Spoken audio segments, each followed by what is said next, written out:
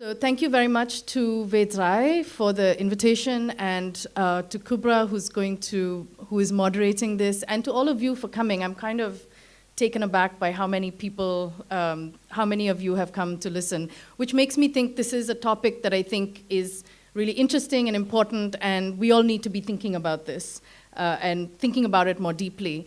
Technology is sometimes confusing, but it's actually just made by people like us, right? So we have to engage with it and understand it.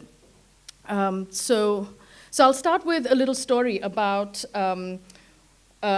something that happened to me last year in July when I was traveling back from Los Angeles to Berlin. So I came via Frankfurt on a flight a Lufthansa flight from Los Angeles to Frankfurt.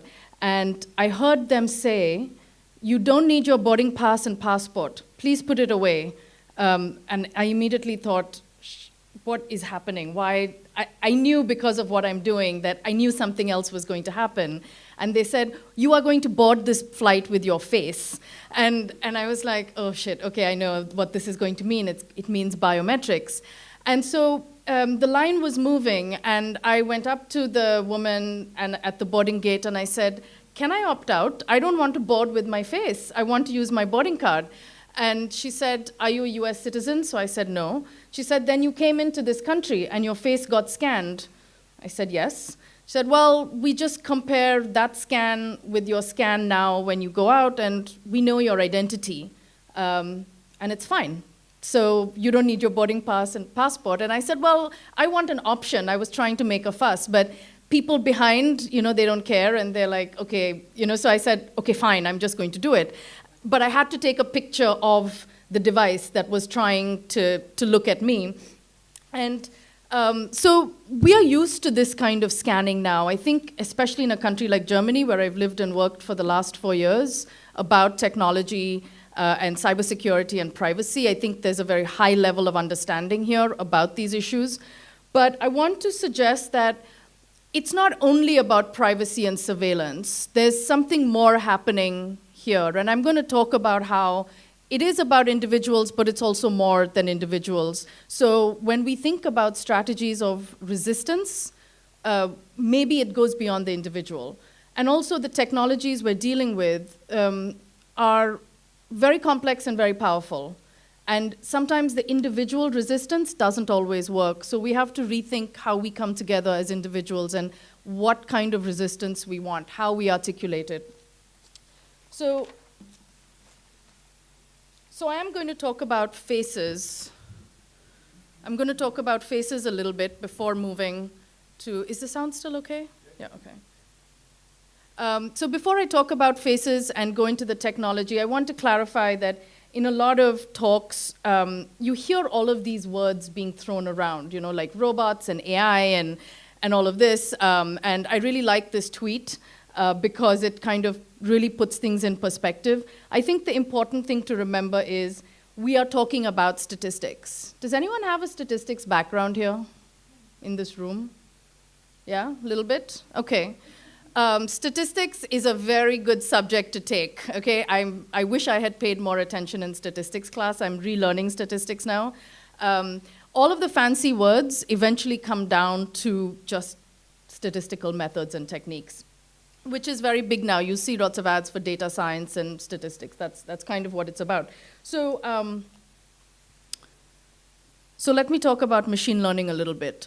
So there's this, and there's this, yeah? So machine learning is this dominant AI, so-called AI technology.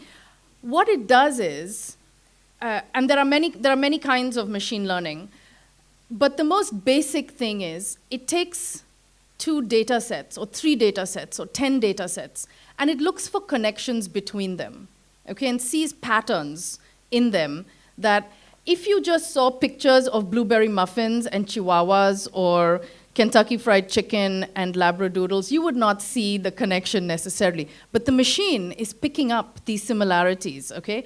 And I love sharing this example because everyone gets it. All of the dog pictures that you're sharing on social media, all of the food pictures, these are the 2 things we do a lot, right? We share pictures of ourselves, our food, our pets. So there's a lot of this on the internet. And so this is being captured by all kinds of social media that we're using, and it's training systems to find patterns in anything else that's out there. But more important than really capturing is also labeling, and that's what these technologies have to do. So actually, before I come to this slide, I'm going to go to this. So you've seen this 2009, 2019 Facebook meme challenge. Have you seen this 10-year? So Facebook is doing this thing right now, 2009 versus 2019. And it's asking people to, and it's also on Twitter and Instagram, asking people to show a photograph of yourself in 2009 and a photograph of yourself in 2019 with your name and the date, obviously. And I'm just showing this to you. I didn't put it on Instagram or Facebook or anything, because what you're giving to Facebook and Twitter and Instagram is a perfect data set with dates and your name and your face. So today, or maybe yesterday, I think I tweeted and I said, yeah, it's fun. People want to show this to their friends, but actually what you're doing is you're creating a data set on aging. You're showing how people age over time. And this is really good for Facebook, which is, building all these technologies to understand it. So labeling is very important, because the data set, if it's not labeled, will do this. It's just seeing patterns, right? It doesn't know that it's looking at a blueberry muffin. It doesn't know that it's looking at a chihuahua. It's just looking at what's coming up. So you realize the problem of labeling images when you see very serious mistakes like this. So I don't know how clearly you can see it, but let me start with the image in the middle. Does anyone know what that photograph may represent? Does anyone? Yeah, what is that?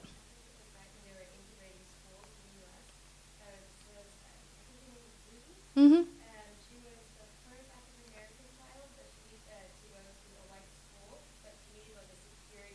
Yep. Yes, exactly. So what is your name? Clarissa. So as Clarissa was saying, and I'm saying it over the mic again just for the video recording, because you were not speaking in a mic. What Clarissa was saying was that photograph in the middle was of a small child being given protection before going to an integrated school, and this is when segregation was ended in the United States, and black and white students could go to the same school.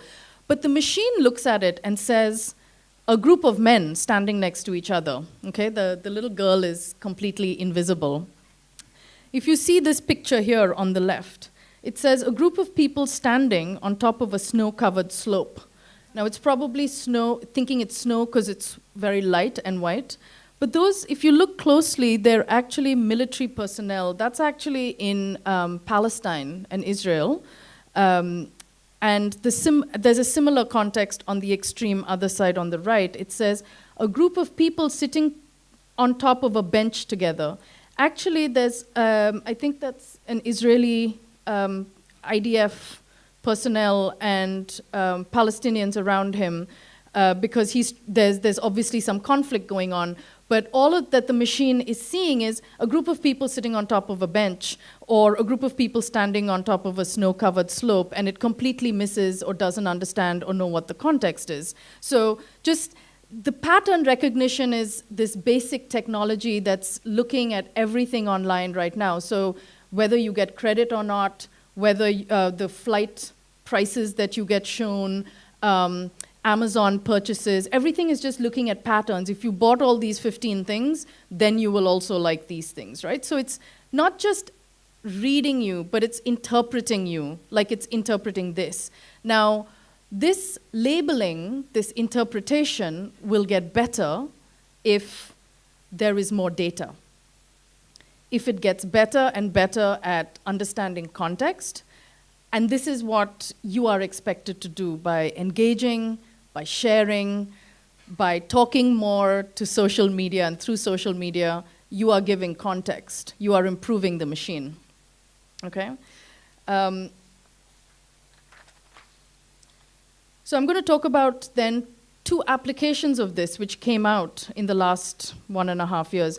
This was a very famous and really disturbing study from 2017, where two Stanford researchers, psychologists, released a paper showing that their algorithm could identify a gay face from a straight face with 80% accuracy.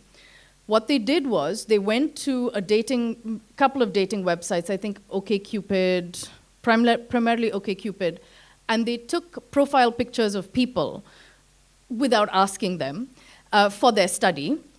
And they said, and they trained the algorithm to look at all of the images of everybody who said they were gay and all of the images of people who said they were straight and what they were looking for or bi or whatever. And they compared them.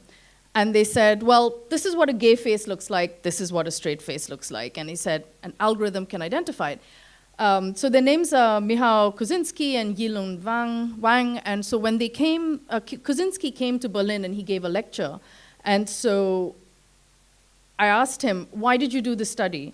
And he said, because there are authoritarian regimes in the world that are criminalizing homosexuality, and I want them to know what can happen. I want LGBT activists to know what can happen with machine learning technology. So I created an algorithm which can identify gay from straight faces. And I thought, is there something wrong with me? And I mean, like, all of you are laughing because that's not the way that you raise awareness with LGBT activists in Uganda or Sudan, or, you don't create the algorithm which does it. You're giving ideas to authoritarian governments, and companies. There are many tech companies that are going to go out there and build it. But this is still looking at patterns. And the whole history of looking at faces and identifying people, there's a long history of this in Europe, especially in France and Belgium. If you've heard of the words Galton, Bertillon, Adolphe Quetelet, these are all men who said that if we study criminals, for example, if we in detail look at criminals' faces, heads, nose, ears, and if we look at it on scale, then we'll be able to identify what does a criminal look like. And these ideas actually were about the introduction of statistics in society. So a lot of social sciences now, we have statistics, which is the basis, which says, if I do this, if I have this policy, if I implement it, then so many % of people are improved in society, or this is the effect on so many % of people. So this is, we see from that time, understanding the human body and reading it, interpreting it, but also identifying the normal, that most people are like this. So, so you create an idea of normalcy, even in kind of collecting this data, and something which is a little bit different always gets identified, or it becomes invisible. For example, in this, so this is a project called Gender Shades, and by the way, I have all of the references at the end. There's a slide at the end. If you want, I can just share that with you, and I will put it up. So Gender Shades is a project by a PhD researcher at MIT called Joy Buolamwini.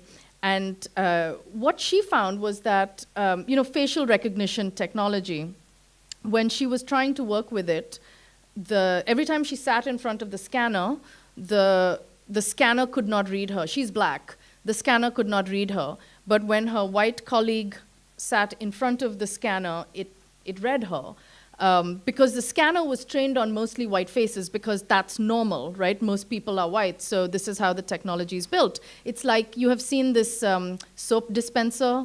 Maybe when you put your hand under the soap dispenser, the soap doesn't come out if your hand is not white, because it's only trained to respond. But the weird thing is I don't know if it's this. I mean, everybody has lighter colored palms. So anyway, so she looked at facial recognition technology and found that if you're a black woman, then the technology will not recognize you. If you're a black man, the technology is a little better at recognizing you because men are the norm. And if you're a white woman, then it's a little bit better at recognizing you. And if you're a white man, then you're always recognized, it says. And she compares 3 technologies: Microsoft's facial recognition, Face++, and IBM.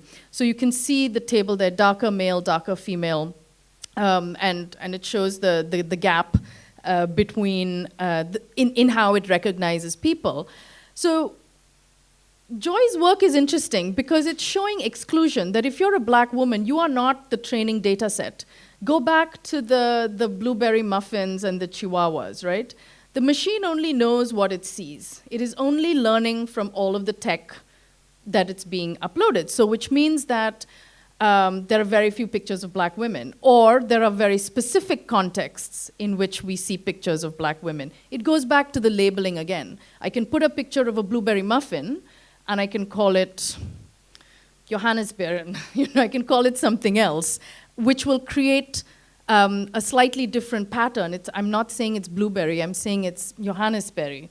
But it may look the same. But it's only when I have lots and lots of blueberry or Johannesberry, then it's able to make a more and more granular distinction. If both look the same, it's not going to matter what the label is. So both these things are playing. So Joy's argument, it seems, she's saying, oh, we want more inclusion, right? We want more black women to be recognized by the machine. And she's actually done a lot of activism with these companies to say that, black women are not being recognized. In fact, black women are being misrecognized as men sometimes. But a lot of people are critiquing this now and saying, why do we want to be recognized by a machine, especially in the United States right now, where there's a lot of violence, especially police violence against people of color? You don't want to be recognized by the machine. In fact, you want to stay very far away. So there is a lot of criticism, but so it's still a bit of an open question about, do you want to be visible or invisible? And I think this is a topic that we all need to think about, and I think it's something we will talk about, that do we want representation just for the sake of it? In what context? Who controls the representation? I think these are all important questions to ask. So I want to move on from this kind of idea of discrimination. And when I say discrimination, I don't just mean disadvantage or prejudice. I also mean discriminate comes from the Latin, which means to see clearly. So we're also being seen clearly by machines, is what I'm arguing. But not on terms that we necessarily understand. Okay, somebody has decided to program things in a certain way based on all of the data sets that are out there. Some of these data sets are things like, chihuahuas and blueberry muffins. So if that is the data set that's there, that's the level that you're going to see. And the same thing, you see all of these terrible mistakes happening with language, words, and so on. But I want to continue talking about faces. And the most distinctive thing about our faces is how we express ourselves, what we're feeling. We say, like, the eyes are a window to the soul, at least in English we say that. Now, there's an image here of it's supposed to be the 6 most dominant human emotions, developed in 1978 by a psychologist called Paul Ekman. And there's also a 7th, which is just a neutral face, but it's basically anger, sadness, happiness, disgust, fear, and surprise. And all other emotions just come into these categories.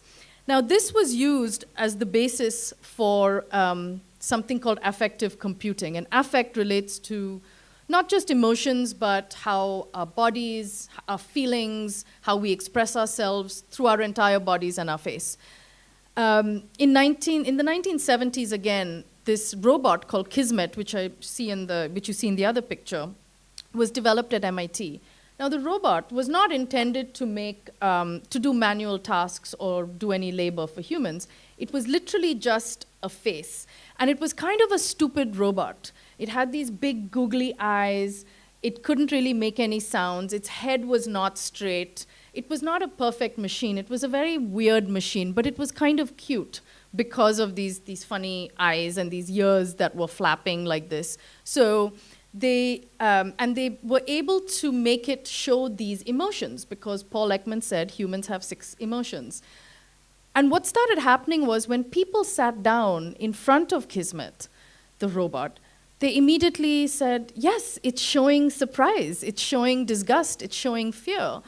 But some scholars will say that actually what's happening is in communication, we are interpreting and reading what the other person is doing as well.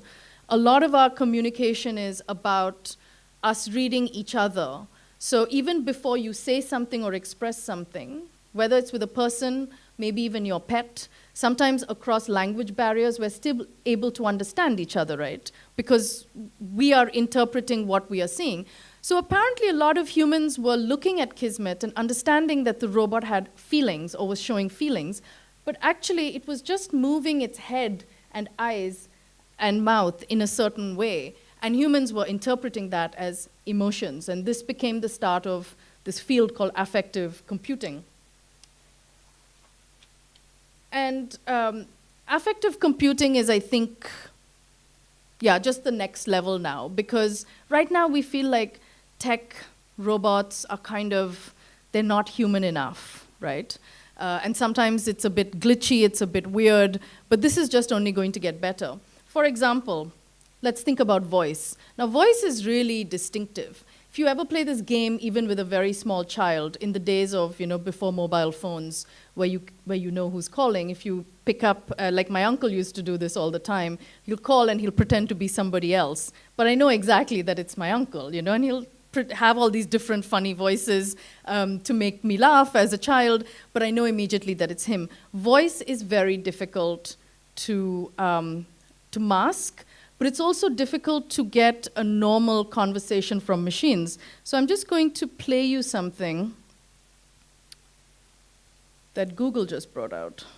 A women's haircut for a client. I'm looking for something on May 3rd.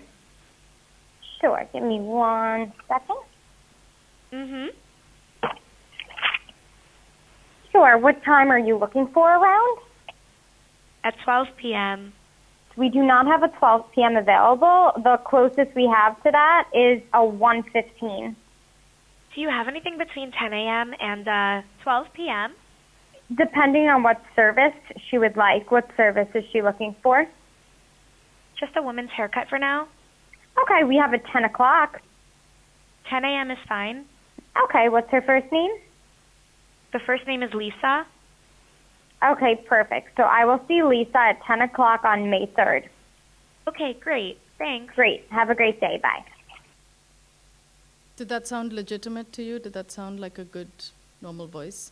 Because, when you're speaking to an electronic voice, you know it immediately, right? I've noticed recently that a lot of YouTube videos have some kind of electronic voice, and it's so annoying. It could be like a simple video about, I don't know, how do you clean wooden floors, or how do you, I don't know, just these like these little simple videos. It's always electronic voices, and it's so annoying. So Google released this last year where they know that it is really difficult to listen to electronic voices. So thanks to all of their technologies that are all over the world, including things like Alexa, they're learning how it is that we speak and what makes for normal speech. Because even us saying things like and ah and stopping and starting, this is what makes us human. This is what makes us unique. A machine is always extremely perfect. It's extremely 100%. But that makes it feel like not like you don't want to relate to it. So we're moving, I think, to this idea of like machines actually being able to relate to us more in a more sort of interesting way, in a more sort of human way almost, and in ways that we won't immediately say, oh, this is a machine. If I heard that voice, I would think, okay, it's fine, it sounds pretty human. And of course, this will all now be activated by chatbots. And of course, we're just surrounded by chatbots now everywhere. I mean, whether they are, scheduling appointments for us or taking down Western democracies, I mean, like millions and millions of chatbots are out there. But there's ways in which they're being introduced that are really intimate and really emotional. So I came across one recently called Wobot. And it's actually it's an app that you can use on your iPhone or Android, and it's to deal with your mood and depression. And it's based on very solid science around a cognitive behavioral therapy, and it's about basically helping people deal with emotion. And a bot that's automated, that's listening to you, doesn't get tired, is always available, doesn't judge you, and always is on time. So I'm actually getting my partner to use Wobot so he can tell me what the experience is actually like of talking to someone and having someone listen to you and look. So the bot is actually listening for certain words that you say. Again, remember, you are now producing a database of emotions. The bot is already programmed to look for certain words and to connect them to understand that this person is feeling this or feeling that. 15 words said in this way at this time, certain kinds of stories mean the person is either depressed or not depressed. Maybe it will ask you more questions to understand, is this a long-term problem or is it something immediate because the person just moved to a new country or just got a divorce? And it doesn't mean you're depressed if these things happen, but it means emotional stress for you. So Wobot is kind of creating this intimate space because humans maybe it's difficult for us to share that with each other, to give that to each other. And then there's the case of the quite famous Ashley Madison. I don't know if anyone knows about this website. So Ashley Madison is now closed. It's a website that was for married people to have affairs. And then they got hacked I think 2 years ago or something, and all their data was leaked. But what happened with Ashley Madison was the site was very popular. They got lots of people to sign up, except there was one problem. There were no women on the site. There were like 4 or 5 women and 75,000 men, okay? So you can't actually scale something like that. So what they did was they basically used all the subscription fees to make bots that would speak to these men who wanted to have online affairs with women. It's only after the data hack happened that people realized that these are not real women. These are just bots. So all of these 75,000 men were speaking to bots and didn't realize it. And one of the stories from that really stayed with me, and this was of a pastor in New Orleans who maybe he was already depressed, maybe he had whatever emotional problems, but he committed suicide after his name came out. 5 days after the hack, or 10 days after the hack, he committed suicide. And he left a suicide note sort of talking about the shame and feeling that, as a pastor, maybe his marriage wasn't working out, and this was giving him some kind of companionship. And whatever your judgment about marriage, affairs, what struck me was that somebody was getting, and somebody who lives a thoughtful life, because he is a man of faith, it was giving him some sort of support and companionship, and he couldn't deal with the fact that his name would be out there and he would be shamed in front of his community. So, and the question is it still sex? Is it still cheating if you're chatting with a chatbot? He felt like, okay, I can't actually have sex with anyone because that would be against, what I've promised to my wife. And it's like the relationship in the movie Her, if you've seen, with Scarlett Johansson and Phoenix. Yeah, River Phoenix's brother, I never remember. Joaquin Phoenix, yes. And it basically, this man develops a relationship with an operating system, and just by listening to the voice and the sort of relationship they have, it becomes something so special and important. So these disembodied voices are still, it's something that we are going to continue to have relationships with, I think. And then I want to move on from voice to deep fakes, and I'm sure most people have heard about deep fakes. So deep fakes are where you can have one person's face put onto another person's body. So you can think about the implications for fraud. This is a very famous video. We're entering an era in which our enemies can make it look like anyone is saying anything at any point in time, even if they would never say those things. So, for instance, they could have me say things like, Killmonger was right, or Ben Carson is in the sunken place, or, how about this, simply, President Trump is a total and complete dipshit. Now, you see, I would never say these things, at least not in a public address, but someone else would. Someone like Jordan Peele. This is a dangerous time. Moving forward, we need to be more vigilant with what we trust from the internet. That's a time when we need to rely on trusted news sources. It may sound basic, but how we move forward in the age of information is going to be the difference between whether we survive or whether we become some kind of fucked up dystopia. Thank you. And stay woke, bitches. Okay, and I'll show you one more video, and then I'm going to start wrapping up all of this stuff.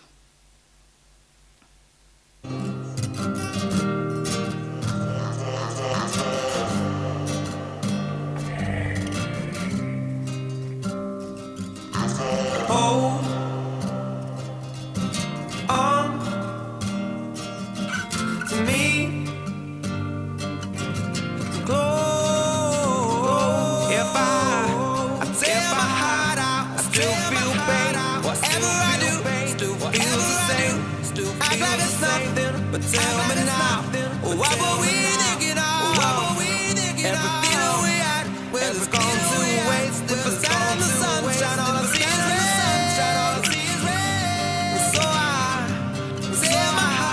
Okay, so you get the picture, right? And you see what's going on. So basically what's happening with deepfakes is that the technology is developing in such a way that we can closely map the entire human body, and especially things like voice, like gait, your posture. These are the things that make us really distinctive, and all of these, these things which may seem kind of weird, and especially when you're on camera and people want you to be very perfect and deliver a talk without making any mistakes, but these are the things that make us really unique. These are the things that technology is able to capture and then transpose onto something else so you never did. And I don't entirely understand all of the deepfake technology, but I'm trying to understand it and learn about how it works. But I think that it's only something that's going to get more and more serious, and we're going to see more and more of this. So as the technology develops, I know there are people who are also finding ways to detect deepfakes, because you can always see little things that go wrong. And right now it's going around the internet a lot, these artificially generated faces of people who don't even exist. And when you see these faces, you think they look like normal people, but they're actually made from millions and millions of faces that are online. How you know they're fake is if you start looking at things like the eyes and the way the eyes are together or apart, or there's always small little glitches because the system doesn't always get it right. They're using these technologies like understanding your body posture and your gait and how you stand to understand aggressive behavior, violent behavior. So in things like protests, this is going to be used a lot. How do you tell if somebody has a negative intention, or just from how somebody is standing, if they're going to attack somebody or not? Is their behavior shifty or not? And you know that also this is all going to be wrong. You know who's going to be targeted and in what way. I mean, you can just be the minute you wear a hoodie, whoever you are, your body becomes different. It's like wearing high heels. The minute you wear high heels, you suddenly become like a different person, if you're used to wearing sneakers, that is, most of the time. So we have to be really careful about who's using these technologies, what are the data sets that they're picking up, and where are the data sets coming from, and then who's applying them. So like this is computer scientists at University of Cambridge working with some people in Bangalore in India are developing this technology to identify violent individuals in protests, or potentially violent individuals in protests. So I want to sort of move towards this idea of the uncanny valley, which many of you may know about, and it's that I really like this definition in the Wikipedia entry. It's that feeling when you come across a robot and you know that it's not human, and it doesn't seem human at all, and you can tell, and it makes you feel weird because it looks very human, but it's not, and there's always that gap. So the valley refers to the gap between your sense of comfort and your perception. But I think that while these things are scary, I always like to sort of balance it with the other side in a way, just to complicate the situation. And I want to sort of end with this sort of other ways in which technologies are actually being used to provide very real kinds of intimacy and care for people. And it's through these particular kinds of robots that are not human, and they're not humanoid, and they're not meant to be human at all. So this is Parobot. Paro is this one, and the one on top is Lovot. which is a lavot, is a new one. So Paro has actually been around since, I think, about 10 years. It's developed in Japan, and Japan is the place where all of these technologies are being developed. I think also it has a lot to do with the fact that the Japanese don't see robots as needing to be created in the image of the human. The human is not the center and the starting point, because in Japanese belief systems, unlike, I think, Judeo-Christian religions, non-living things in nature have their own identities and have their own energies. And I think as someone who grew up in that kind of culture, this idea of animism is very real. So Parobot has actually been very successful and widely used in Europe, but also in Japan with, let's say, old people, people with dementia, homeless people, children with autism. Paro is a soft, squishy, cuddly toy, but it responds to you. It's like memory foam in this robot, and it responds to your body. When you hold it, it kind of leans into you. If you have a child or when you're hugging someone, it's very responsive, and it kind of remembers how you want to be held. And unlike a person, like let's say a parent is trying to communicate with an autistic child, for example, or you're dealing with your older parent who has dementia or Alzheimer's, where we may get affected by how the other person is responding to us and not responding to us emotionally, the Parobot is fine, will remember how you want to be touched and will not approach you. So you can approach it on your own terms. And Lavot, featured there with its creators, they're stupid and they're cute, you know, and they're meant to run around and make mistakes and knock things over, and they don't even talk fully. They just make like these funny squeaky sounds, but they remember the map of your house and what you like, and they can say some things. It's not like Alexa. You can't ask, you know, like when is the next train leaving. It's meant to be emotional. It's meant to be supportive and caring, and I think that as we're sort of going, or maybe, I don't know, maybe we've always been alone and relationships have always been a struggle over human history. And I think that these are kinds of applications of technology that really push those questions, that, you know, ask us to think a different way about applications of technologies that may have other places in human society. So I want to kind of end there and just to sort of summarize, or sort of maybe open up for questions through the discussion, which is that a lot of these technologies do create concerns around privacy and data protection. I think we're extremely lucky and grateful that in Europe we have regulations like the GDPR, but it's not, but again, as I was saying in the beginning, you cannot respond individually to like Facebook and Google. It means you have to go live in a hole somewhere. You cannot go about your everyday life and not be giving data to these big companies that are doing things with it. So what does that mean? Where does that leave us? I mean, I think it is important for us to resist, but we do need regulation, and which is why I think things like the GDPR is good, but there needs to be more and more. So I want to kind of leave it there, and I'm curious what you think about some of these examples and what they make you feel. So thank you very much for listening.